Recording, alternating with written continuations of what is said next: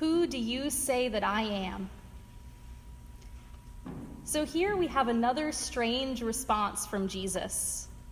Last week we heard Jesus tell a woman who was searching for healing that she was a dog and not worthy of gathering up the crumbs under the table.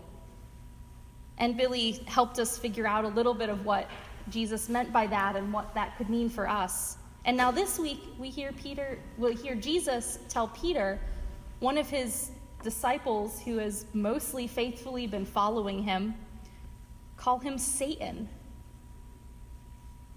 What is up with that? Why is Jesus calling one of his followers Satan? And I looked up that word, and it really is the name Satan that's used other places in the New Testament. So I think what that points to is the importance of that question of who do you say that I am? Peter struggles to answer. He struggles to understand what Jesus is talking about. And he struggles enough that he tries to get in Jesus' way and stop Jesus from talking about his upcoming death. And so Jesus responds that you are getting in my way, you are stopping my mission and my ministry by how much you don't understand. So this question matters. Who do you say that I am? First, Jesus asks his disciples what other people say.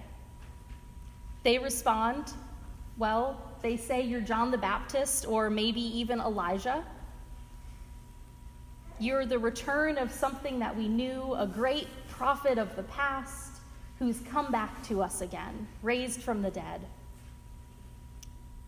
Now, certainly John the Baptist and Elijah made people uncomfortable at times, but it was an uncomfortableness that they knew. They knew what to expect, what those people were going to preach.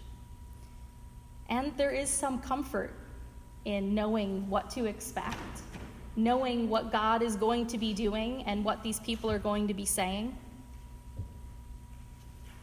Who do you say that I am? The disciples' second answer is that he's one of the prophets. He's come bringing God's message to us on earth. He's a wise teacher, a messenger. And certainly Jesus is, and certainly many of us think of Jesus as a wise teacher who has much to teach us and that we can model our lives from. Who do you say that I am? When he directly asks that to the disciples, they say, well, the Messiah. And then we see what Peter really means by that. See, Peter and many others were expecting the Messiah to come be a warrior who would save them from the evils of the Roman Empire's oppression. They were living under their thumb and struggling and needed someone to come in and rescue them and save them from their troubles. But Jesus says, no, you're missing the point. I didn't come just to swoop in and rescue you from the Roman Empire and leave again. I came to give you much more. Who do you say that I am? Now, this phrase, I am, that Jesus uses, it might sound similar if you remember the burning bush story of Moses. That God says to Moses, I am that I am, as a way of explaining who God is. And so this word I am in the Greek is eimi. It's just the verb is, to be or to exist. It's used over 2,000 times just in the New Testament. It's just the common word for is. But that's the same word that in the Greek translation of the Old Testament, eimi is who God says that he is. I am being. I am existence. I am. So Jesus, in asking, who do you say that I am?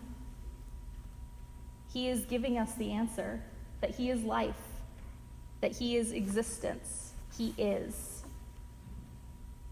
Those first three answers are certainly part of who he is, but they're all part of it, woven together. Jesus still is the God that they know and have known. He is still a wise teacher and a prophet, and he is the one who rescues and redeems. All of that makes Jesus life. And it matters what we call Jesus, because naming is a powerful thing. When we name something, that shows what we believe about it. What we name Jesus is the Jesus that we follow. And here we see Jesus inviting the disciples and us into following a God of life. He invites us to lose our life in him for the sake of the gospel, and in doing so, to find life. And earlier this week, before I even started delving into this passage, I had an odd experience at an auto shop. I went to Arbor Car Wash and Lube Center to get an oil change, and as often happens, was told, here's the other things you should also do. And there's always a little bit of fear and stereotype that car places are going to tell you things that you don't actually need to get done. My timing belt is perfectly fine. Jiffy Lube guy from 5 years ago hasn't broken yet. But this gentleman, when he brought me back and told me, here's the other things that you really need to get done, took the time to explain to me why he was giving me the recommendation. He took the time to show me what my transmission fluid looked like and what it was supposed to look like. And he didn't do it in a way that talked down to me. And so I thanked him for that and named the stereotype and thanked him for not living into that and explaining it in such a way that gave me trust in him. And without knowing it, he quoted back to me our gospel from today. He started telling me that he believes in God, and God knows everything he does and is going to judge him based upon his actions. And so is it worth cheating someone at the car shop out of a few dollars if God is going to see and judge him for it? For what will it profit them to gain the whole world and forfeit their life? And so we had a great conversation and really preaching about God's faithfulness and the importance of following God and giving up your life, giving up the things of the world in exchange for the life of God. I didn't think that day I was going to walk into a car shop and in an oil change bay start shouting amen. But that's where the life of God can lead.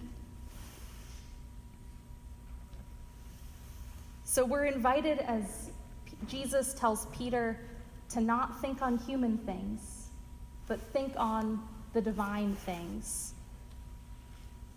To pattern our life on Jesus and to give up our life in exchange for the life that God can offer.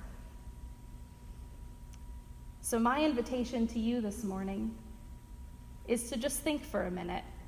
If Jesus is standing in front of you and all of your friends, and he asks you all who others say that he is, and then he looks at you and says, who do you say that I am? Amen.